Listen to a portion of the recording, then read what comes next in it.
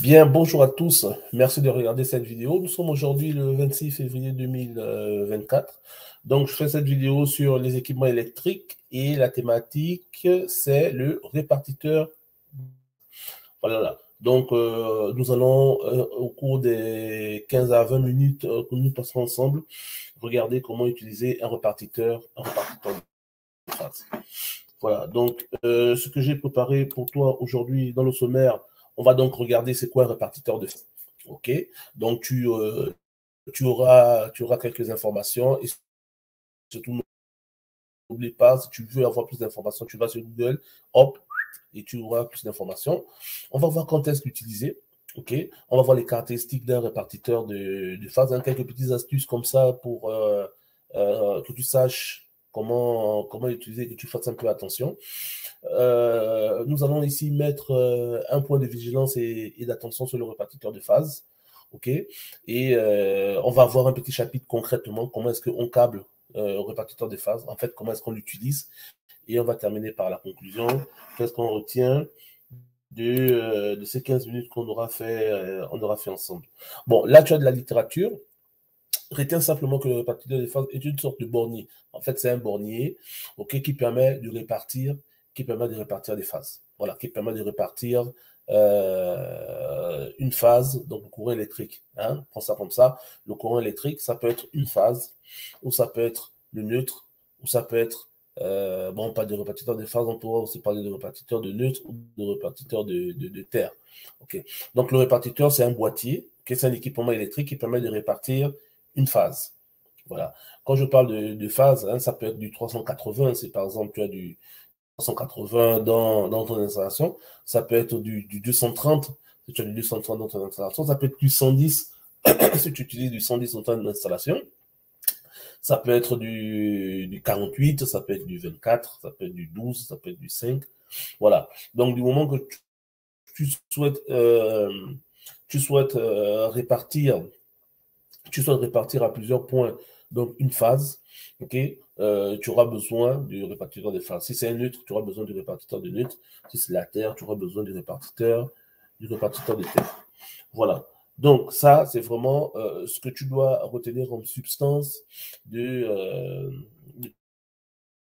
tout ce paragraphe. Ok. Ce que tu dois aussi savoir quand on utilise le répartiteur des phases, on utilise le répartiteur des phases lorsqu'on a besoin de faire de répiquage. Hein. On a donc besoin de prendre une tension, lorsqu'on a besoin de prendre une phase quelque part et la repiquer pour l'envoyer sur d'autres équipements, on aura besoin de répartiteur de phase. Après, si tu veux, tu peux regarder dans ton quotidien, hein, dans ton quotidien, souvent on n'utilise pas le répartiteur de phase. Souvent on se met sur une borne. Je veux par exemple te prendre,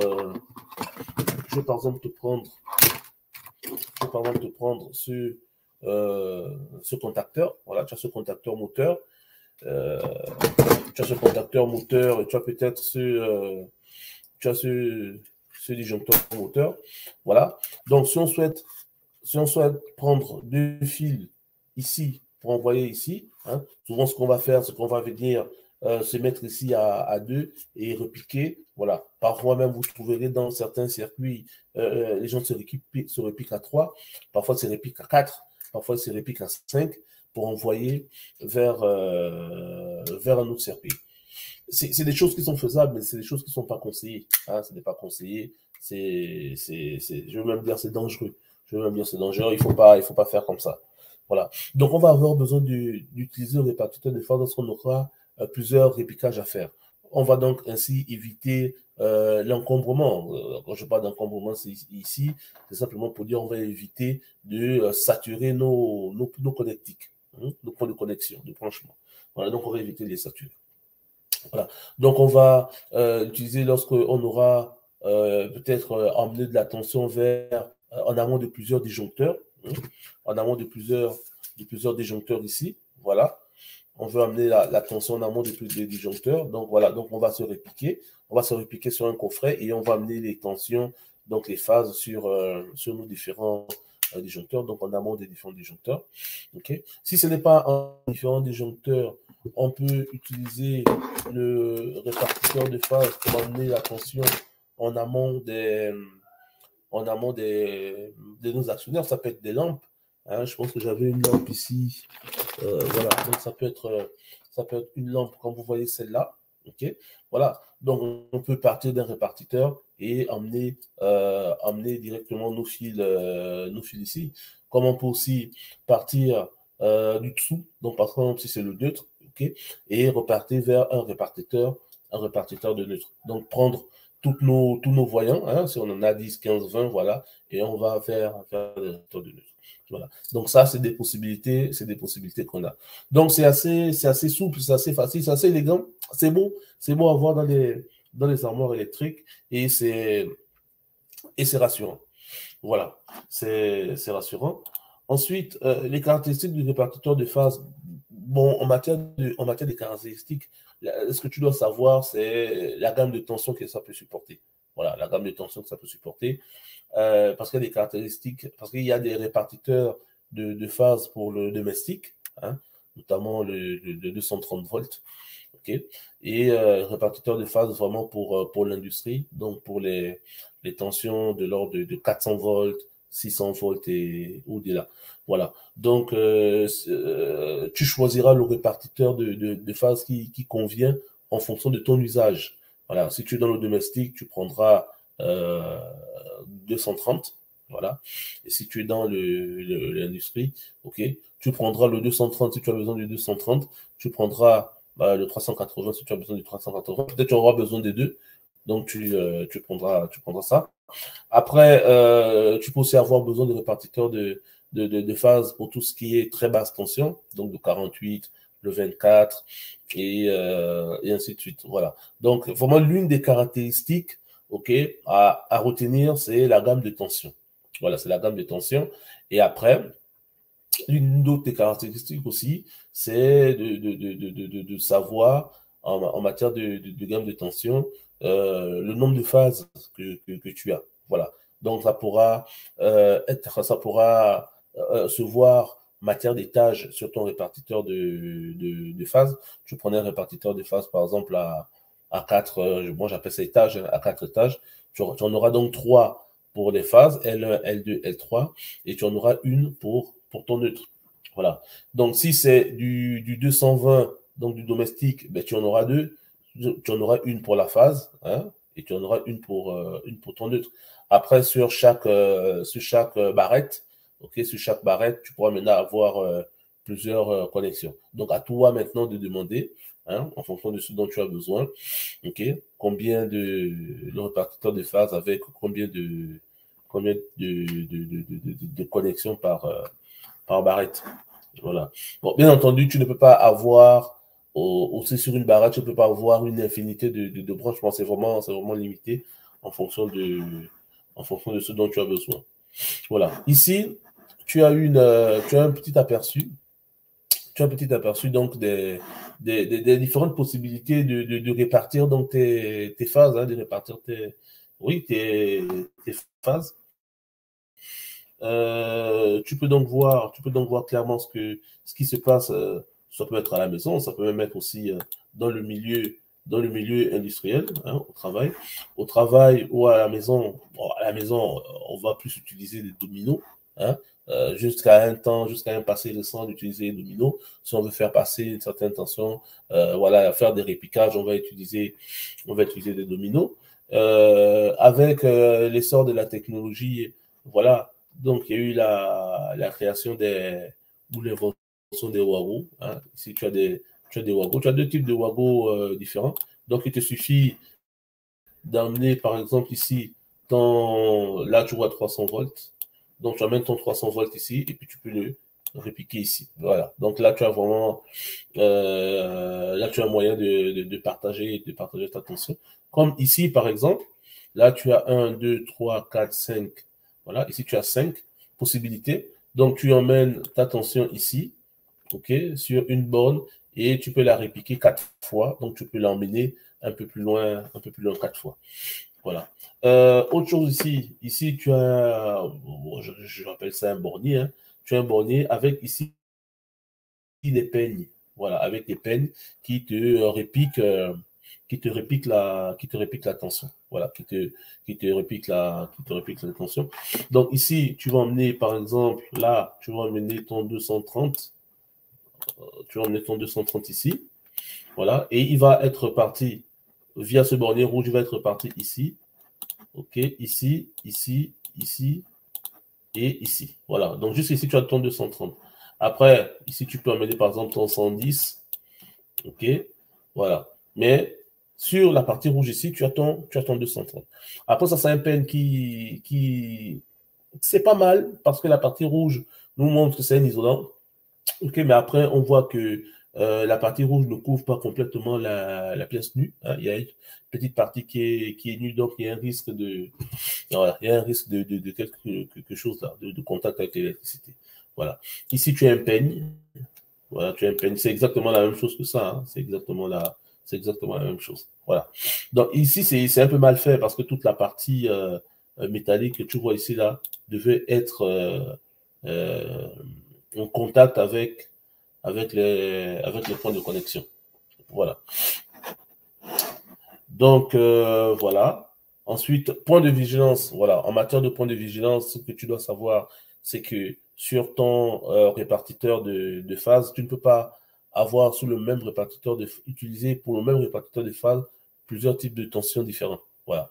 Par exemple, dans le domestique, si tu as géré du 230, du 110, du 48, tu ne vas pas les regrouper tous sous le même répartiteur de phase. Voilà. C'est pas conseillé. C'est possible, mais je ne te le conseille pas. Je préfère que tu sépares vraiment, voilà, ton 230, ton 48, voilà, que tu aies vraiment euh, que tu aies vraiment des séparations et que ce soit visible pour tout le monde, avec des étiquettes. Voilà, si tu peux avoir des étiquettes sur lesquelles tu marques 230, sur lesquelles tu marques 48, sur lesquelles tu marques 110, ce sera pas mal. Voilà. Sur le même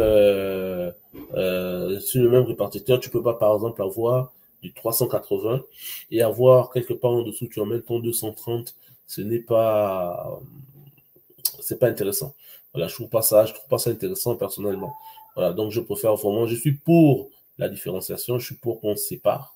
Voilà, on sépare, qu'on identifie clairement pour éviter tout risque de confusion. Après, en matière de répartition, tu as aussi des borniers. Donc, tu as des borniers pour les phases. Comme je disais, tu as des borniers pour tout ce qui est neutre. Tu as aussi des borniers pour tout ce qui est terre. Voilà, donc tout ce qui est terre, ce sera un bornier, soit un bornier en cuivre, qui sera en général fixé soit en haut ou en dessous de ton armoire électrique, ou ça peut être un bornier complètement, un bornier vert, hein, un bornier vert sur lequel tu vas avoir tout est terre dessus. Voilà. Et en matière de maintenance, par exemple, si tu veux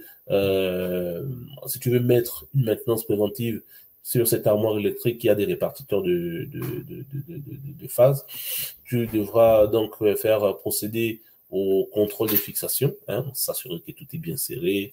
Voilà, tu pourras mettre de la bombe, comment on appelle ça, de la bombe connectique, là, voilà, de la bombe contact. Voilà, WD-40, voilà, tu pourras mettre de la bombe contact, voilà, pour vraiment assurer le bon passage du courant.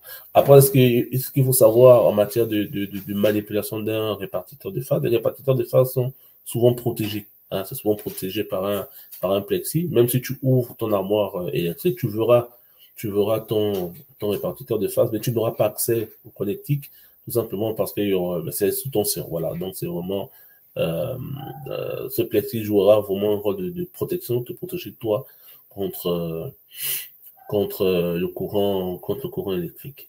La manipulation, comme point de vigilance, la manipulation de ton répartiteur de phase doit se faire armoire hors tension. Voilà. Donc là, on est affaire à tout ce qui est risque électrique. Donc tu devras couper l'alimentation électrique de ton armoire. Donc couper, mettre un cadenas, identifier donc, l'objet de la coupure, la date, la personne, voilà, et garder la clé, bien entendu, dans ta poche, si c'est toi le chargé de consignation, et effectue ton travail, bien entendu, après avoir fait ce qu'on appelle la VAT, donc la vérification d'absence de tension, qu'on verra d'ailleurs dans un autre chapitre. Tu pourras me dire en commentaire si d'habitude tu fais une VAT, hein, est-ce que tu fais souvent la VAT, qu'est-ce que tu utilises pour faire la VAT, est-ce que tu as des équipements de protection particuliers que tu utilises pour faire la VAT. Donc tu pourras laisser ça en commentaire. Voilà. Concrètement, en matière de câblage de répartiteur de phase, ok, bon, ici tu as un exemple, hein, là tu as un très bel exemple de répartiteur ici tu as un répartiteur de phase, donc tu peux voir là, tu as donc le répartiteur de phase avec le symbole tension, tu vois bien ici tu as 1, 2, 3, 4, donc tu as 4 barrettes, ok, tu as 4 barrettes, nous dans notre cas d'espèce, on a un réseau triphasé. Ok, donc on aura un réseau triphasé, L1, L2, L3, avec un neutre, voilà, et une terre, voilà. Donc notre réseau triphasé ici va alimenter 3 moteurs, voilà, et à côté on a une barrette de terre, voilà. Donc il s'agit ici de réaliser la répartition des phases. Voilà, donc c'est vraiment ce que tu auras dans ton entreprise, c'est vraiment ce que tu rencontreras dans l'industrie. Donc il faut pas être surpris. Voilà, faut pas être surpris. Alors donc par quoi est-ce qu'on commence? On va commencer, on va utiliser des couleurs, différentes pour être à l'aise. On va utiliser des couleurs différentes pour être à l'aise. Donc moi je vais prendre par exemple le violet pour L1. Donc pour L1, on va avoir donc notre phase ici, L1, qui vient là, et qui sort, je veux dire, qui vient ici. Voilà, donc ici, j'aurai mon L1. Tu vois.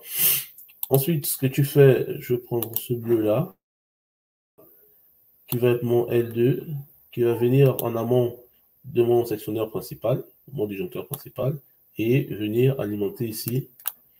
Là, tu auras ton L2. Voilà, je ne l'ai pas bien fait. Ensuite, tu auras... Attends, on va bien faire ça. On va bien faire ça pour que ce soit beau, pour que ce soit impeccable. Voilà, donc on aura notre L1 ici. Voilà.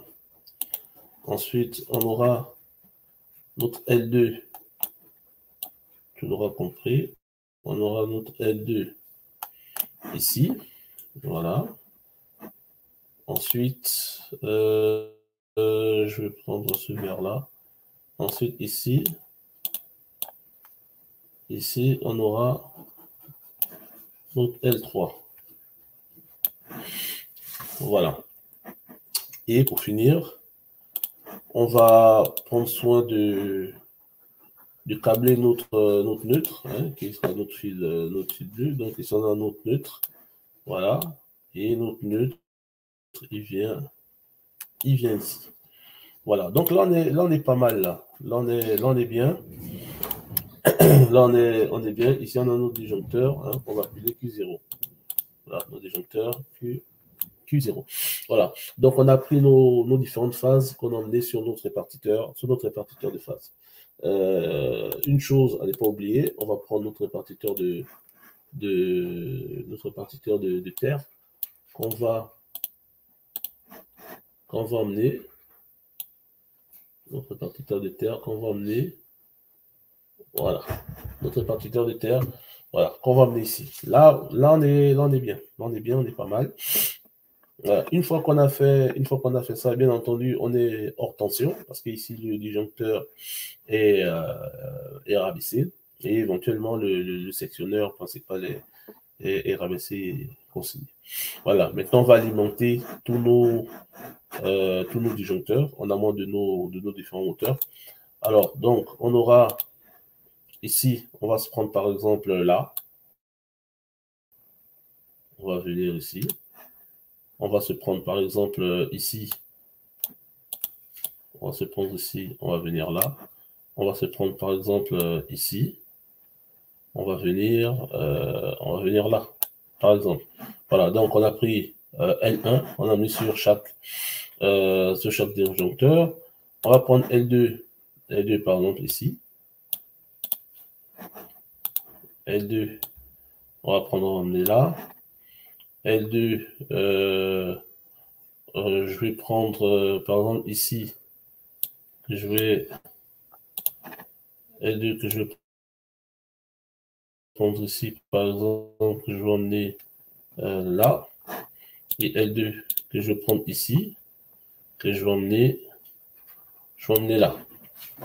Voilà, donc vous voyez un peu. Je vais enlever ça pour que ce soit.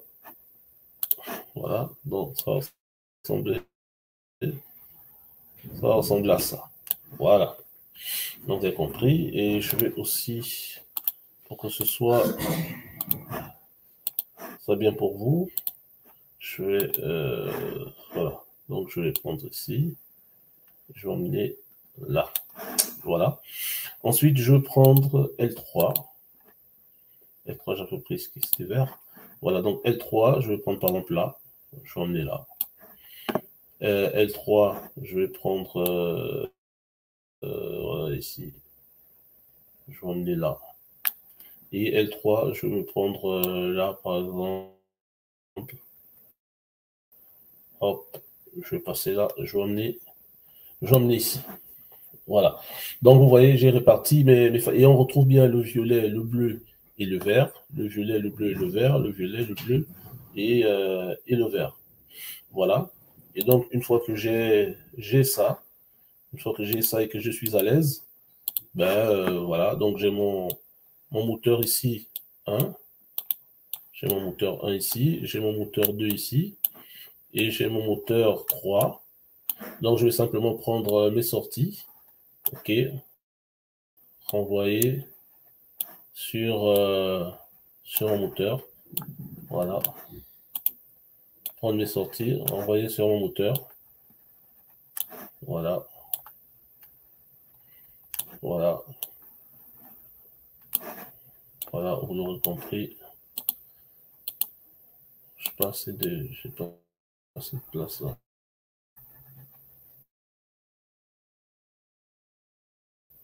Voilà. Et je vais avoir une dernière sortie ici. Voilà, donc une fois que vous avez fait ça, la seule chose qui reste à faire, c'est les terres. Hein. Donc, voilà, par exemple, ici, je vais venir là. Là, je vais venir là. Et là, je vais venir, voilà. Je vais venir là. Voilà. Voilà. Et donc là, voilà un peu comment est-ce qu'on répartit nos différentes phases. Et donc, vous voyez, ok, il n'y a pas d'erreur. Il faut vraiment faire très attention parce que si vous vous trompez, on risque, vous pouvez avoir un court-circuit. Donc, le meilleur moyen de faire la différence, c'est soit par les couleurs, soit par la numérotation. C'est-à-dire que si vous emmenez la phase L1 avec une indication violette, ok, donc tout le câblage qui sera fait sur la phase 1.1, donc sur ce répartiteur-là, tous devront être de couleur violet au niveau de la coste. Hein. Très, très important. Voilà, donc là, je pense que vous avez compris. On va aller sur le deuxième exemple. Là, c'est un répartiteur de phase monophasée. Hein. Donc, ça peut être ça peut être du 230, comme ça peut être du 230, comme ça peut être du 24, du 48, voilà. Donc, ici, je me suis mis dans le cas de... Nous avons deux types de tension. Okay, nous avons donc du 230 et par exemple, nous avons du 24. Voilà. Donc, ici, nous avons du 230. Donc, les phases, moi, je dis par exemple, ma phase, je vais l'emmener ici, par exemple. Ma phase, je vais l'emmener ici. Et mon neutre, je vais l'emmener là. Voilà. Et donc ici, j'ai bien le nécessaire pour avoir mon 230. Voilà, là j'ai le nécessaire pour avoir mon 230 volts. Voilà. Maintenant, si de l'autre côté, j'ai mon 24, donc ma phase, je vais l'emmener ici. Donc là, c'est mon 24. OK. Et supposons ici, mon neutre, je vais l'emmener ici. Voilà. Et là, c'est mon neutre pour avoir mon 24. Ici, c'est mon neutre pour avoir mon 230. Donc, vraiment des lignes différentes. Voilà.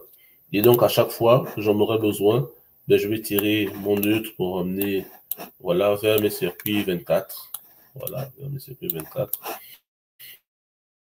Et à chaque fois que j'aurai besoin, je vais tirer dans ma phase pour aller vers mes circuits 24. Voilà. Par borne ici, c'est un fil. Voilà. De préférence. Par borne, c'est un fil. Et je ferai la même chose avec mon 230. Voilà, je prendrai ici, je prendrai ici, je prendrai ici, je prendrai ici, je prendrai ici. Voilà, pour prendre mon 230. Et pour le neutre, pareil. Je prendrai ici, je prendrai ici, je prendrai ici, je prendrai ici. Voilà. Donc voilà un peu. Bon, personnellement, ça c'est faisable. Hein, c'est quelque chose qui peut être faisable, qui est faisable dans le domestique. Ça peut être faisable en industrie, à condition de bien différencier la filerie. Hein. Si la phase du 230 est en rouge au niveau de la cosse, les autres doivent être en rouge, ça doit être respecté comme ça. Voilà. Si c'est différencié par un numéro spécial, il faut le différencier par un numéro spécial. Si c'est par couleur, il faut différencier par couleur. Voilà. Si vous faites ça très bien, il n'y aura pas de confusion. Voilà. Et s'il n'y a pas de confusion, il n'y a pas de risque, il n'y a pas de risque électrique. Du moins, le risque électrique sera minimisé. Voilà. Alors, pour terminer, donc, en matière de conclusion, qu'est-ce qu'on retient? On retient que le contrôleur, le répartiteur de phase fait partie des équipements électriques dont la mission est de partager la phase. Voilà, et de partager la phase. Quand on parle de phase ici, on met tout dedans, hein, on met du 230, on met du 400 volts, on met du 5 volts, du 12 volts, du 110, voilà. Voilà. Et en matière de répartiteur, on a aussi le répartiteur de neutre. OK. Donc, pour notre neutre, hein, neutre de 230, neutre du 24, et ainsi de suite. Voilà. Et on a aussi le répartiteur de terre pour tout ce qui est terre. Voilà. Qu'est-ce qu'on a dit? On a dit qu'il faut être très vigilant en matière de répartiteur de phase. La manipulation des répartiteurs se fait hors service, hein, armoire hors service, par la mise hors service se fait par un électricien habilité et que vous pouvez mettre une maintenance préventive sur le serrage et la vérification périodique de vos différents connecteurs. Voilà. Donc, on a dit ça. Qu'est-ce qu'on a aussi dit? On a dit, en matière de point de vigilance, que dans le même répartiteur, c'est pas conseillé d'avoir plusieurs gammes de tensions différentes au risque de se tromper. Voilà. Après, si vous n'avez pas le choix, faites-le, mais ce n'est pas conseillé. Voilà, ce n'est pas conseillé. Et par exemple, la terre doit avoir son répartiteur complètement dissocié. Voilà, complètement dissocié. Et bien entendu, respecter le code couleur. Hein. La terre, c'est fil jaune-vert. Voilà, ne pas se tromper. Voilà, qu'est-ce qu'on a dit de plus? On a fait un exercice, hein, un exercice de répartition de phase. On est parti du réseau, hein, 230, du réseau 380 avec neutre plus terre, et on a réparti tout ça sur un répartiteur. Et on avait donc à repartir nos phases vers 3 disjoncteurs moteurs qui, eux, étaient en amont de 3 moteurs. Bien entendu, entre les disjoncteurs moteurs et les moteurs eux-mêmes, donc les actionneurs. Au milieu, je n'ai pas mis les éléments que vous savez, tels que le contacteur moteur et le relais. En fait, c'était juste pour que vous ayez une image de ce qui se passe. Quoi d'autre encore? Qu'est-ce qu'on a dit qu'on doit retenir? Voilà. Bon, on a dit que c'était possible d'avoir le mélange de 30, 24 volts au domestique et même en industrie. Mais vraiment, si vous n'avez pas le choix, faites-le, mais ce n'est pas conseillé. Et surtout, et si vous le faites, faites bien attention à la différenciation en matière de fil, hein, en matière de filerie, de couleur. Voilà, insistez sur la couleur. Et s'il y a un changement, ce changement doit être contrôlé. C'est-à-dire que si vous devez emmener un nouveau fil, bien entendu, vous coupez l'alimentation, le 230 et le 24, et vous amenez le nouveau fil, et vous vous assurez que la couleur correspond bien à la gamme de tension qu'on souhaite utiliser. Et n'oubliez pas sur la façade avant de bien mentionner, de bien marquer le type de tension auquel vous avez affaire. Voilà. Qu'est-ce qu'on a dit d'autre? Bon, là, c'était l'exemple. Là, c'était l'exemple de répartition de phase, répartition de neutres et répartition de terre. Voilà. Donc, on a parlé des points de vigilance. Ah oui, on a parlé en fait, on a parlé de l'évolution, hein, l'évolution de la technologie. On a vu qu'au début, on repartissait les phases par des dominos. Ensuite, on a leverage le niveau pour répartir avec des wagons. Voilà. Aujourd'hui, si on n'a pas de répartiteur de phase, surtout pour des petits changements, des petites choses, on peut utiliser des wagons. Voilà. Et même dans les wagons, il faut faire attention. Il y a des wagons qui supportent du 380, donc 400 volts. Il y en a qui supportent le 230. Voilà. Donc, il faut bien adapter le wagon en fonction du type de tension que vous avez sous la main. Donc, il faut simplement lire sur le wagon le type de tension qui correspond à votre usage. Après, quand on a vu les différents contacts avec des peignes, voilà, donc on a vu les peignes. En matière de peignes, on a attiré l'attention par rapport à l'isolation des peignes, que lorsque vous utilisez un peigne, il faut vraiment enfoncer les parties pointues dans le contact. Il ne faut pas que le peigne, la matière métallique du peigne soit découvert au risque d'avoir un équipement qui n'est pas IP2X. Là, on le verra dans une autre leçon. Voilà. Donc, les autres différents moyens de répartir les phases, c'est les wagons, c'est les dominos, c'est l'utilisation de peignes. Voilà. Ça marche lorsque l'installation est petite, lorsqu'on n'a pas grand-chose à faire, mais une fois qu'on a affaire à une armoire électrique avec des quantités importantes de fils à tirer, des tensions à répartir, il est mieux d'avoir un répartiteur de phase. Voilà, c'est mieux, c'est propre, c'est beau, c'est génial. Et ça minimise des risques. Voilà, ça minimise des risques, surtout si on a à mettre sur le même contact, hein, si vous avez à mettre des câbles de section différentes, ok, ça minimise ces risques-là. Donc il faut faire très attention. Voilà, donc on a dit ça, et puis on a pour terminer, on a parlé de la caractéristique du répartiteur de phase. En cas d'achat, si vous voulez acheter un répartiteur de phase, il faut savoir les tensions d'utilisation et puis le nombre de bornes que vous souhaitez avoir par répartiteur. Voilà, vous le mentionnez, vous le stipulez à votre fournisseur qui vous conseillera, comme d'habitude, sur le matériel approprié à votre usage. Voilà, je pense qu'on a fait le tour, hein, c'est tout ce que j'avais pour vous aujourd'hui. Donc, merci d'avoir regardé la vidéo, merci de liker, de vous abonner, de partager, de laisser un message à la fin de la vidéo, hein, si vous avez aimé, même si vous n'avez pas aimé, ou si vous avez des thématiques que vous souhaitez voir abordées. Merci de me le dire en commentaire. Alors, sur ce, je vous souhaite une bonne journée. Merci, salut et à la prochaine.